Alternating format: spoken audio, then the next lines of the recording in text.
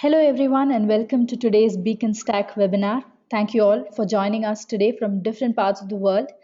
In our webinar today, as the topic suggests, we wish to discuss in detail about how location-based mobile advertising is redefining the retail industry today. To do so, we are joined by Professor Anindya Ghosh, who is a professor of marketing and a professor of information operations and management sciences at New York University Stern School of Business.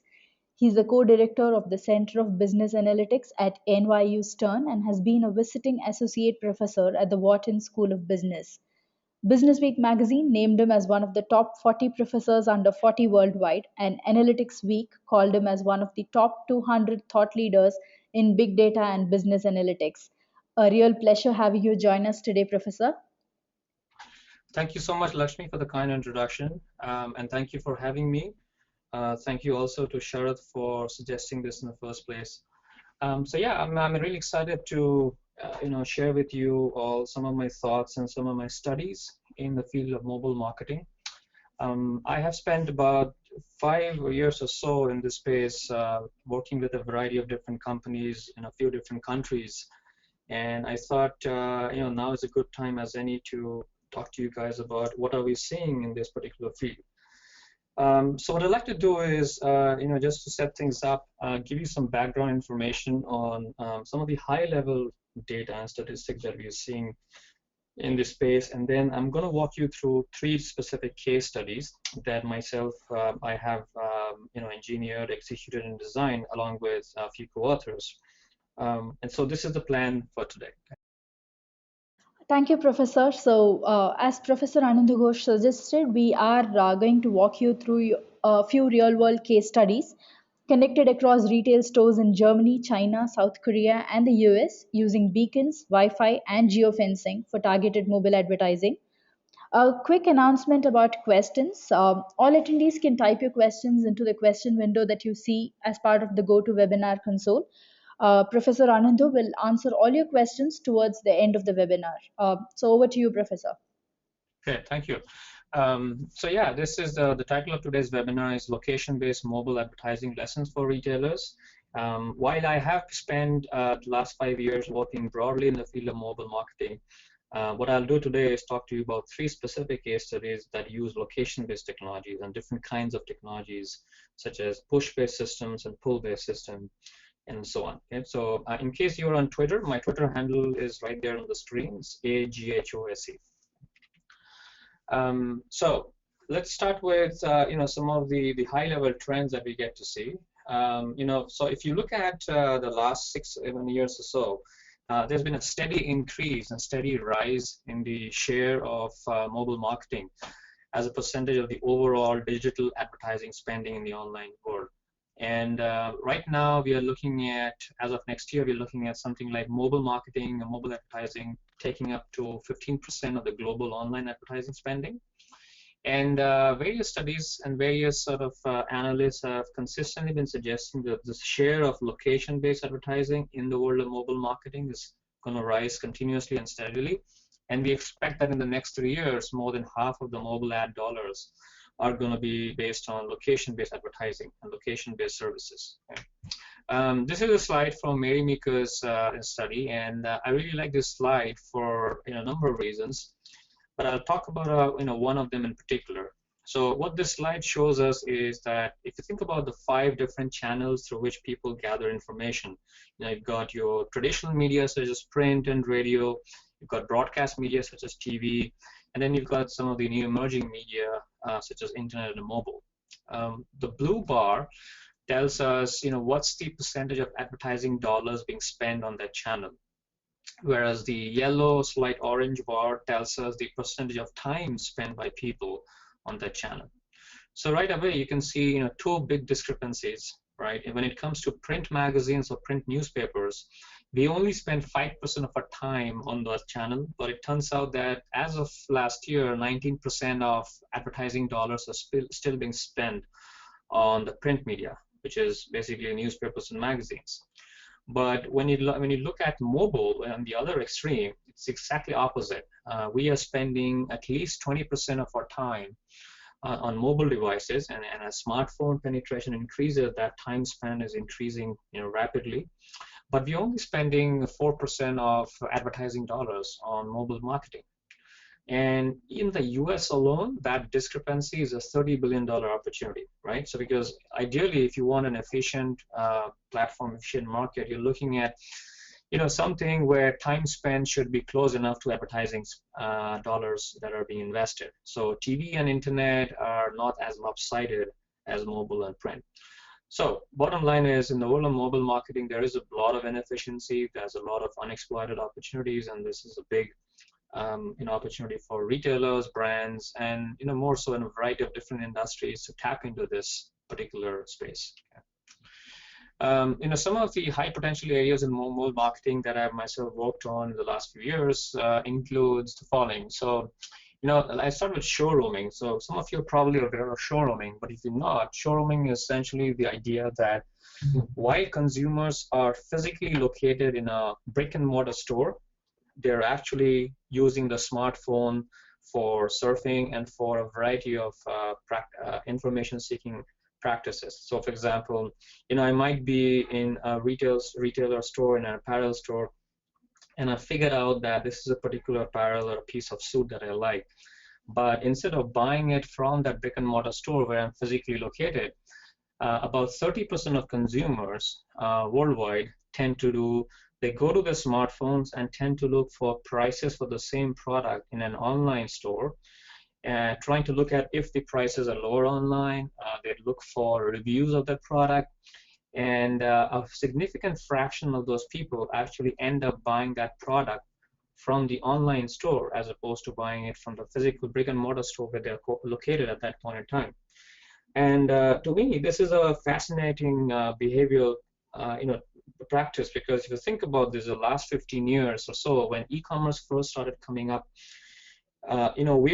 we basically used to live in a world where people would search online, but they would go to an offline brick and mortar store to buy it. 15 years later, the world's come full circle. We now often, like I said, 30% of us tend to go offline but end up buying it online.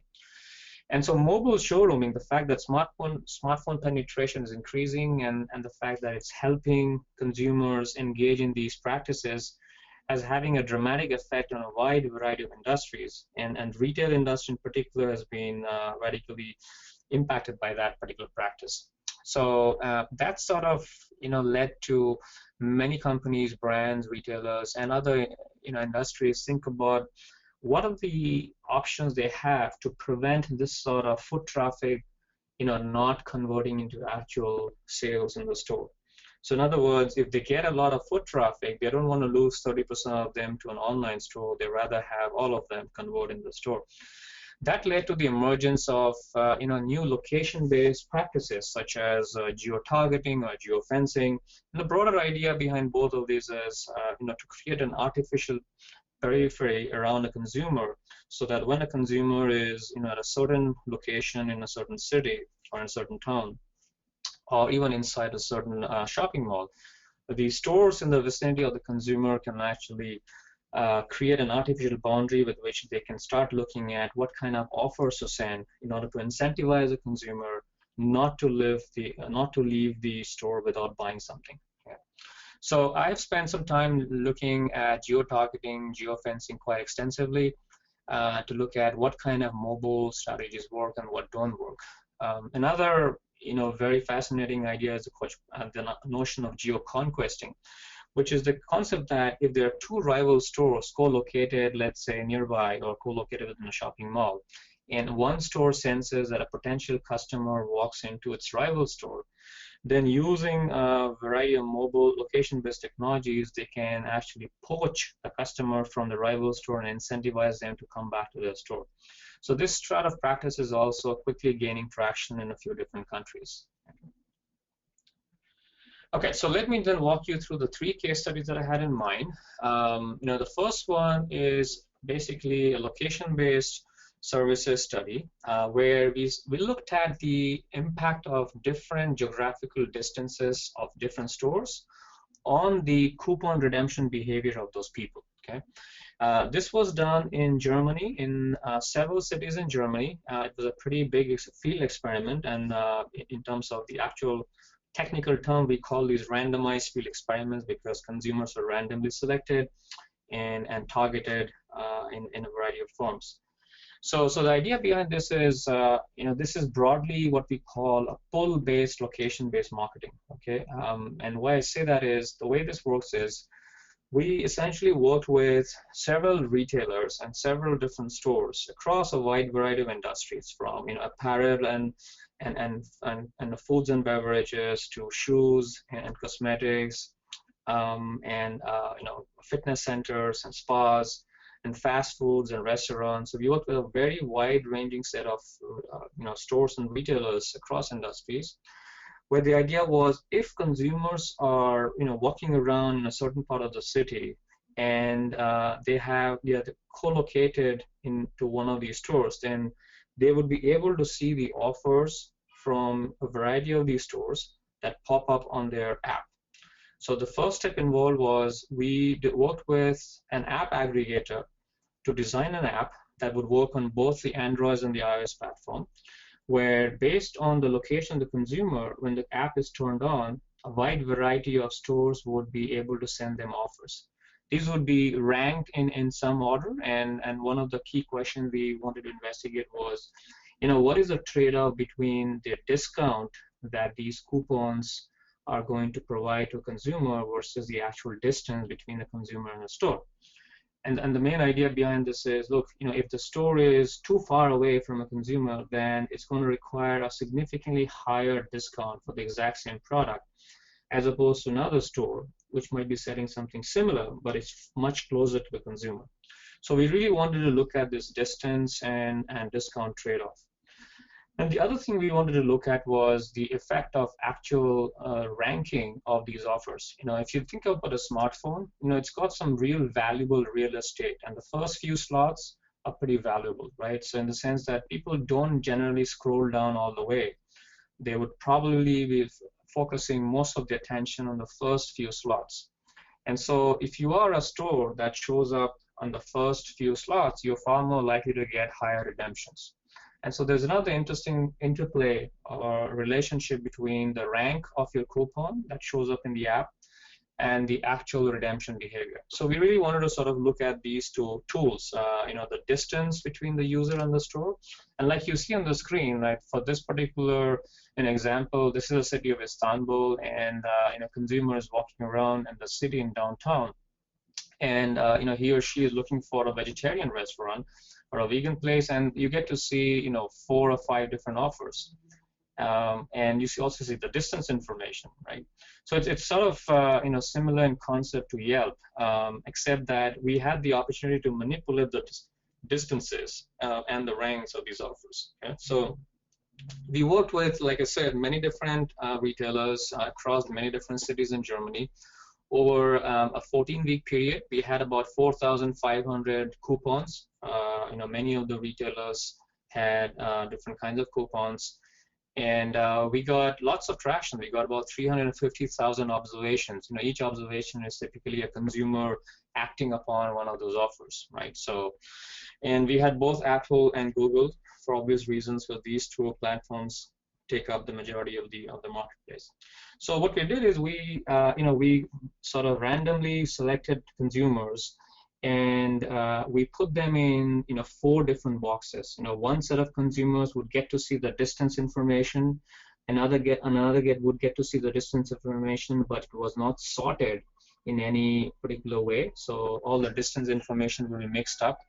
A third group of consumers would not get to see the distance information, and a fourth group of consumers would not get to see the distance information, but it was sorted based on the closest store, right? So the 4 treatment groups here are essentially designed to make sure that we are able to disentangle the impact of distance between the store and the user on actual redemption behavior. So what do we get out of that? By doing this multiple times, by repeatedly running the experiment in different cities, we start getting a sense for how much of a discount would a store have to give in order to incentivize the consumer to walk into their store. So as an example, if the consumer is about 83 meters from a fast food store, let's say it's McDonald's, then a €1 discount is sufficient to incentivize the consumer to come to their store. If let's say it's an apparel store and the consumer is 210 meters away, then again, that €1 discount would be sufficient, right? So this way we could actually, for each product category and for each kind of store, we could break it down and say how much of a discount would they have to provide based on the actual distance between the user and the store. And in a similar way, we could also examine the impact of the actual ranking. Well, if you are ranked number 2 and you want to, you're trying to figure out, how much of a discount do we have to give in order to compete with somebody who's ranked number 1. Well, for as long as you're able to give between 2.25 and €3.1 discount, you can incentivize the person to come and redeem your offer, even if you're ranked a bit lower than the rank number 1. Okay. And so this way, as you can see that, we went back to the stores and said, look, okay, if you are able to since you're able to measure the distance between the user and the store, you should be able to manipulate these coupon values, and you should be able to incentivize these people to come to your store. So we got some pretty high redemption rates, much higher than standard sort of location-based or non-location-based coupons using this pull-based mechanism. Okay. So that's the takeaway here, that in using a pull-based, using a mobile app and using a pull-based location advertising mechanism, we are able to incentivize people to act upon those coupons and redeem them. The next study I want to talk about is a study that takes us further inside a store, right? So the previous one was how do we get consumers into your store? This one talks about, well, once they're inside your store, inside a shopping mall, how do we make them buy more than maybe what they had planned for? Okay. This one uses a technology called beacons, or iBeacons, and I assume many of us here are familiar with what iBeacons are. But if you're not, very broadly, these are basically sensors that are installed, a very smart sensor installed at different points within a store or within a shopping mall. They're able to sense, when, let's say, a smartphone user that has an iPhone walks in, right? So this is a screenshot of, Anna, who has an iPhone, and as she walks into a shopping mall or into a store, that beacon is able to sense that because she has downloaded the app of that particular store, and then she gets an offer exclusively targeted for her. So this one says, come to our store and you get 50% discount on that pair of shoes. Okay. So we sort of wanted to examine, the impact of these beacon-induced coupons on shopping behavior and redemption behavior. And various studies in the past few years have started looking at, how unplanned, how much of a consumer's purchases in a store are planned versus unplanned. So we were not looking at, planned versus unplanned, but there are studies that have shown that sometimes up to 50%, half of our transactions within a store are actually unplanned. And so if that human behavior is persistent across time and across countries, then that's something that can be monetized. And that's the idea behind using something like a beacon, that a store is able to sense when a consumer carrying a particular kind of a smartphone walks in, and then is able to incentivize them to buy perhaps more or spend more money or maybe buy a few more things than they had originally planned for. Okay? So in other words, we would tap into what we call this sort of impulse buying behavior that is quite ubiquitous across different countries. So what you see here on the screen is we got two kinds of coupon. One coupon which is basically, and that's in German, but what that really says is that this is a welcome coupon, and it doesn't. There are two kinds of coupon. One which gives you a welcome message, and the other one which gives you a welcome message along with the actual value of the coupon. Right. So as you go down from left to right, you see that this is a coupon for a €10 discount. Okay.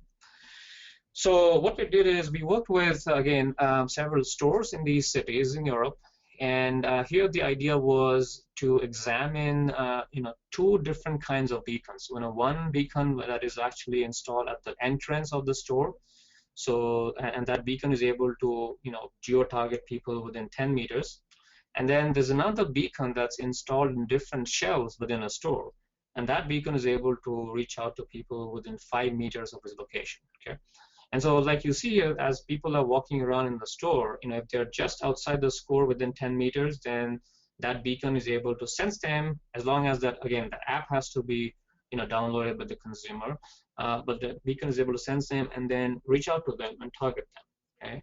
And then once the consumer is inside the store, once again, they're walking around and maybe they have some planned purchases in mind, but the key idea behind the beacon is, well, can we incentivize them to buy maybe one or two items more than what they are planned for? Okay. So again, because we wanted to look at causal relationships and causal stories here, like the first study, we designed one big massive randomized field experiment with different treatment groups. So for example, one treatment group where we would put a few thousand consumers would see a message, a welcome message with a coupon. Okay, so there would be two groups within that. One group would get to see the welcome message with the shelf coupon, and the other one would not get a shelf coupon, right? So in other words, I can basically walk in through the door and I get a welcome message, and I may be belonging to one group that gets a shelf coupon right here, or I may be one of these consumers who do not get access to a shelf coupon. They only get a welcome message. Okay. Similarly, another a treatment group would be, there would be a welcome message without any kind of coupon. So this is just a welcome campaign. And the third group is basically our control group, where we don't give them any welcome message. They don't have any shelf coupons or any welcome messages either. Okay. So by examining the behavior of people across these groups, you're able to then start teasing out, how much is the effect of a welcome coupon on inducing people to come? How much is the effect of a shelf coupon on inducing people to buy more, and so on and so forth. And so again, this is basically capturing the screen flow. So if you are just part of the treatment group that gets a welcome coupon, that's the your subset on the bottom, then this is all you get to see. This is a welcome message, and the hope here is by giving you sort of a personalized welcome message, we might be able to bring you inside the store. Yeah. Another group of people, well, they get a welcome message along with a shelf coupon. Okay? So by comparing people's behavior in this group versus the other group, you're then able to tease out the actual redemption behavior and the lift across these different kinds of coupons. So again, overall, we see very, very strong findings from the impact of beacons. They're a very promising tool. They're a very effective tool. And first of all, the welcome message that the beacons are sending people, we see that retailers are able to increase the in-store foot traffic by at least 20%. Okay? So things are, 1 in 5 consumers who get a welcome message are very likely to actually enter the store. Okay? Well, then if you think about comparing shelf coupons, well, they are 3 times more effective than welcome messages in terms of bringing customers to the store. Okay, so they're both effective, but the shelf coupons, they're 3 times more effective, right? And this sort of makes sense because look, if you just get a welcome message without getting a coupon associated with it, well, you might be intrigued, you might be curious, but maybe it's not sufficient for you to walk into the store.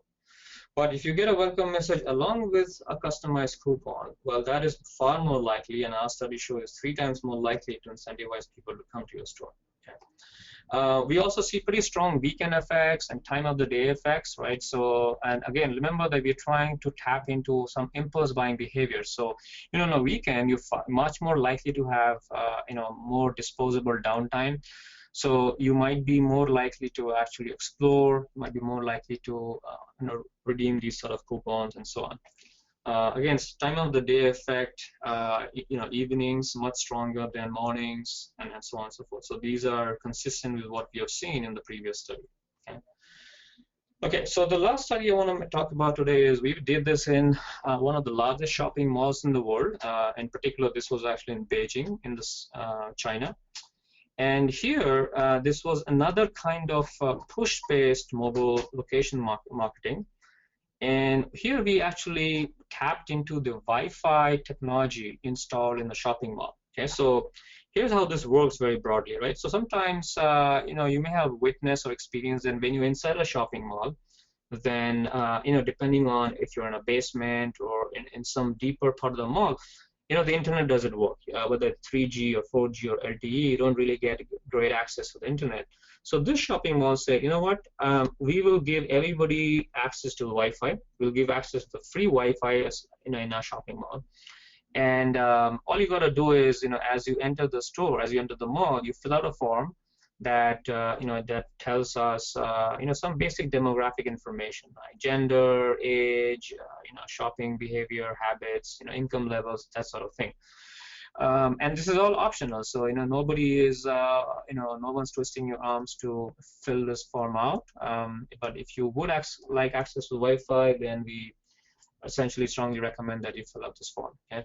And by doing so, by letting people access the Wi-Fi, what we were able to do was we were able to essentially, monitor and track people's traveling patterns within a shopping mall. Okay? So, and to us, one of the big questions before we investigated this is, in the previous studies, we showed that location, your static location is really important, right?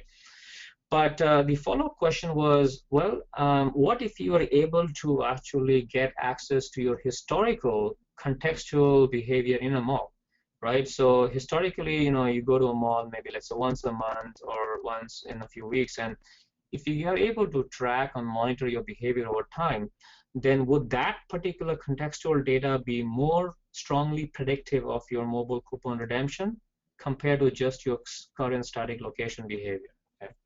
And that was the motivation behind doing this. So, and this is essentially what I'm trying to capture in the slide, that just beyond the static distance between you and the store and other factors like how crowded the situation is, can we use more dynamic mobility information to improve location-based services? And in particular, can we actually tap into trajectory-based advertising and then examine how strongly they impact consumer behavior?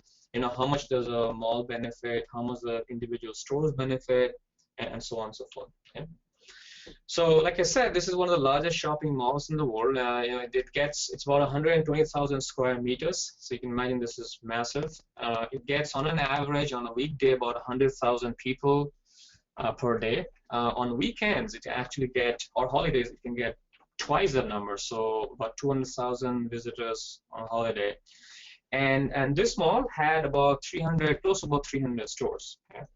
So fortunately for us, about 250 of these stores were actually willing to work with us in this field experiment in order to examine, how this trajectory data and how this trajectory contextual behavior can sort of, increase or influence your mobile coupon redemption behavior. Okay?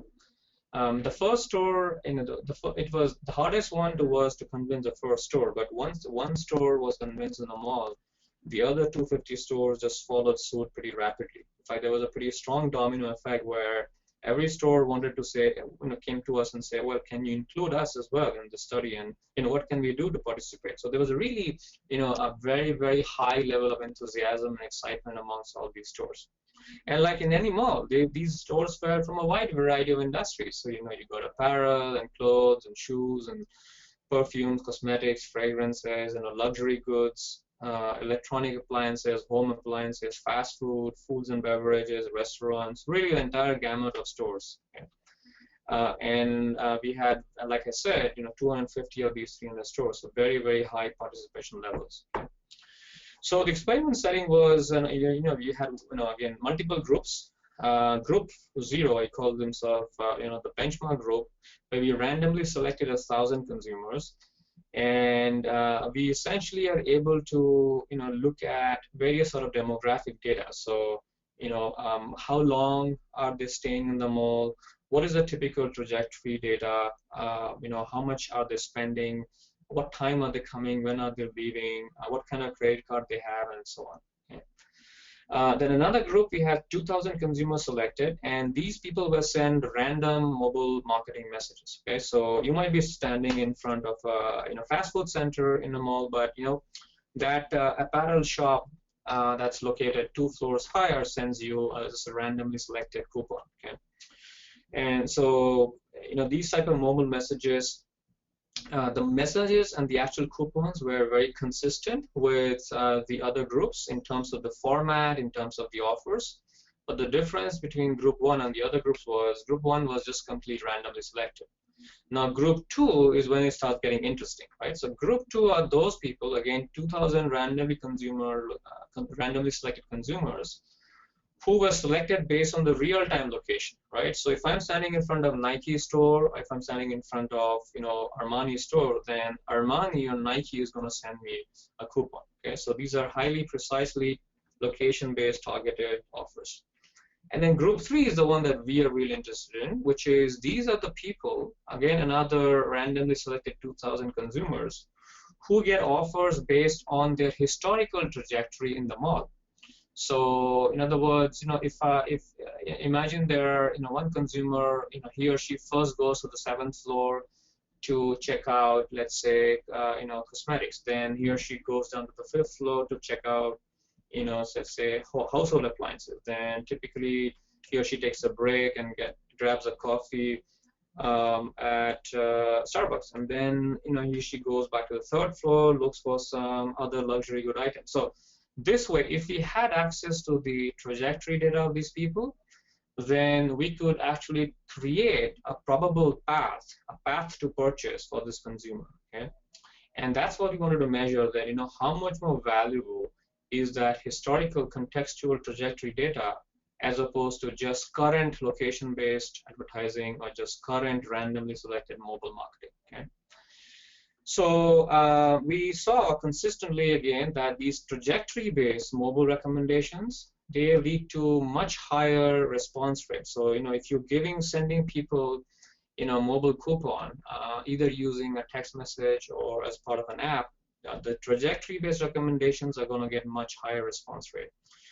We would see much faster redemption action from these people, which is actually, if you think about this is a great thing for stores as well, because look, when a lot of stores give a lot of coupons around the same time, one of the big downsides they face is crowdedness, right? So a lot of people just flock into a store, and that store is giving us offers, so everybody is aware of it, and everybody flocks to the same store. Well, it creates a lot of crowdedness. It can actually backfire on you because people get somewhat, disappointed at the shopping experience.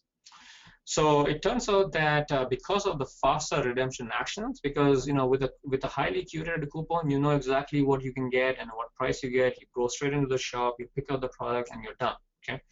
So this led to far lower levels of crowdedness, even though it got a far higher number of redemptions. Okay. So that was one good thing. Second good things, well, the mall really benefited because look, at the end of the day, if consumers are willing to buy more products from different stores, then obviously the mall benefits, right? So the mall gets higher total revenue. And like I said, another nice thing for the individual stores is because consumers are spending less time in a store, it reduces crowdedness, but they're actually spending more money and they're buying more frequently. Okay. And then overall, there are much higher levels of satisfaction for trajectory-based mobile recommendations. So one of the interesting things is actually very effective for a certain, the older age group between 40 and 50 plus. It was very, very effective. We often have, many of us have this misconception that, it's only the millennials or Gen Y or maybe Gen X at the most who are likely to be receptive to mobile recommendations. But no, that's wrong. In fact, one of the fastest growing segments of consumer demographics who actually redeem mobile coupons and are very receptive to this is the slightly older age group between 40 and 50 plus. The second thing that was really interesting was another misconception is that, oh, it's the highly price sensitive, maybe sort of the middle to lower income people who are going to go after these mobile coupons. The higher income group really doesn't go for it. Wrong. In fact, we saw some of the highest redemptions from the group of consumers who had a much higher disposable income. So in other words, this is important for the future of mobile-based marketing, because if it turns out that in fact these high income consumers are more likely to go for these mobile coupon redemptions, then it makes sense. Those are likely to be your more profitable consumers. They're likely to be more loyal to you. They're likely to come back to you. They're likely to stick to you. So that's why it sort of is, has many deep long-term implications in a more positive sense for retailers and brands who are likely to tap into mobile coupon redemptions. Okay? So that was it. Those are the three studies I wanted to discuss. And I also want to give a special thanks to my co-authors. My co-authors in Germany and Europe are Professor Martin Span and Mr. Dominic Molitor and Philip Reichert. My co-authors for the studies in China are Professor Bebe Li and Dr. Siwan Liu. So that was it. I'm happy to take any questions if anybody has any questions now, or otherwise, that's my email address. You can see. Please feel free to write to me. That's my Twitter handle, and again, please feel free to engage with me in any meaningful way. Okay, so I see one question. One question is, how do you close a loop on redemption? Stores have different point of sale systems. True. Although in many shopping malls, we are seeing the adoption of more central, sort of more consistent, standardized point of sale systems. And how we are able to close the loop is we are able to track how many people who got the mobile coupons actually ended up buying the product from any one of the stores in the mall. Okay? And these coupons had, some sort of expiration period. So let's say if I get a coupon, I might have maybe 20 minutes to go and buy that. And so the only way that the consumer would get the discount on that particular price is by scanning that coupon in the point of sale system for the store.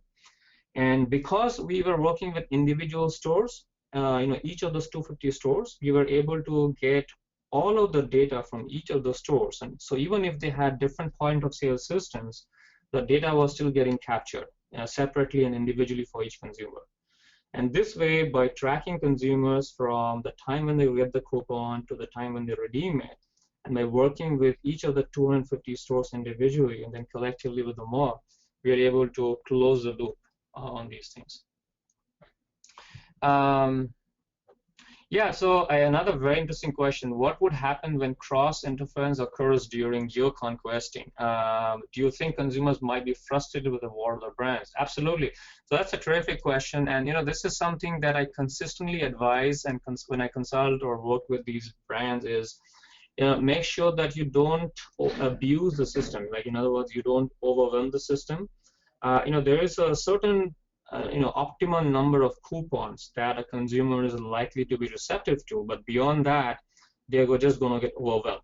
So in our ongoing studies, both in Asia and Europe, one of the key questions we are looking at is, what's the optimal number of coupons that stores within a mall should be able to send to a consumer? And it could be 3, it could be 5, and that's what we're trying to figure out. And once that optimal number are reached, no other store will be able to send you that coupon, because like you said very correctly, you don't want consumers to be overwhelmed in this battle or war between the different brands. That's another question is, did you face any challenges in making consumers activate Bluetooth or Wi-Fi? How do we overcome this? So one of the things that I'm consistently seeing is we often think we care far more about security and privacy considerations than we really do. In other words, what I'm saying is, many consumers in different parts of the world pay lip service to privacy in some ways. And case in point is, think about Germany.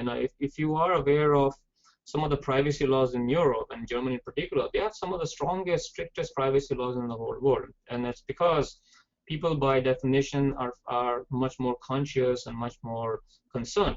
But if you explain to them the economics of the transaction, that, hey, look, if you're letting us, access to your information, location-based information, we are going to give you more carefully curated offers and better products and better discounts, then everybody goes for it. So it doesn't matter what your age is or income levels is. People are willing to, participate in that transaction. So let's see. Why store location with beacons is more important than other LBS? Well, beacons are one of the most fascinating emerging tools. They have, they can be used for a wide variety of purposes, not just to give you a discount, but also to give you information. So what happens with geo-targeting or geo-fencing is you're still trying to attract people to your stores, right? So you may fail in doing so, but with beacons, basically it works more effectively because the consumer is already inside the store, so you've got a captive audience. So all you got to try and do now is make the consumer maybe buy a tad bit more than what you had in mind. Okay. Another question is, how did you work with the consumers in getting them to download an app that picked up beacons? Yeah, so that's a great question. So we advertise heavily. Before the launch of this experiment, we heavily advertised about the possibility of this app that this particular store or mall will have.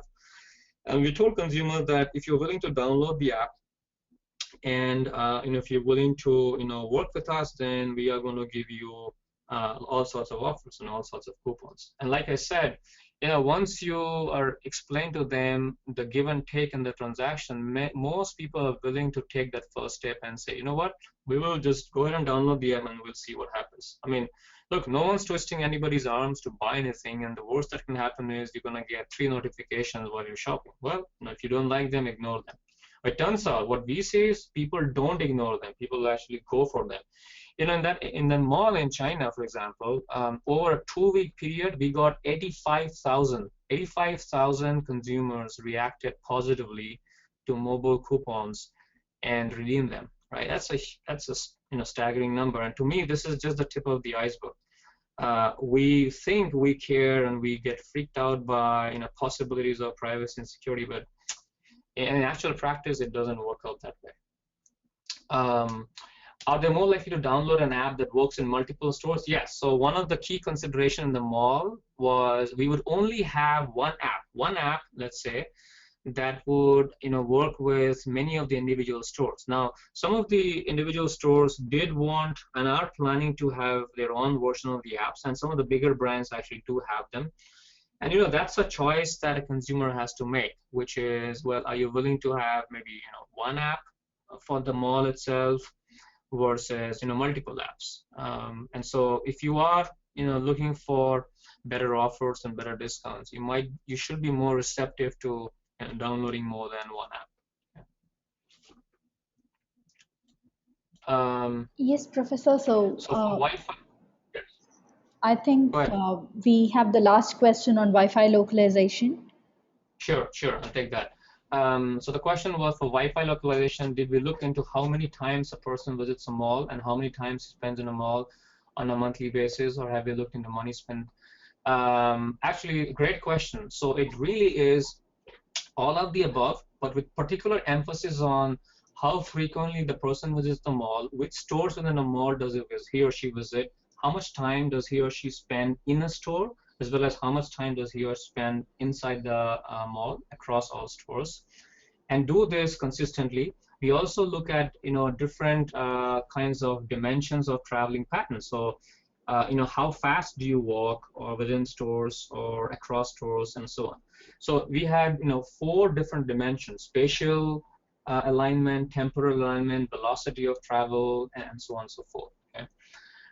And then in addition, what we're also getting now is historical transaction purchase behavior of these people. So in other words, to your last point, we are also getting access to historically how much money have they spent in a mall. And by comparing that behavior with the behavior we see now with these trajectory coupons, we are then able to measure the lift.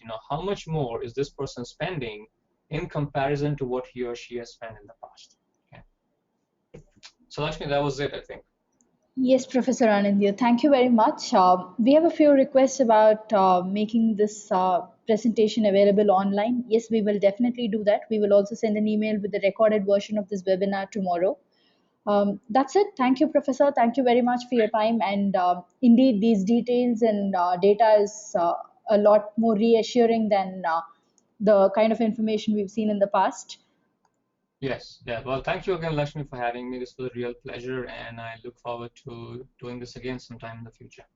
Thank you very much. Thanks, everyone, for joining us today. Yeah, thank you, guys.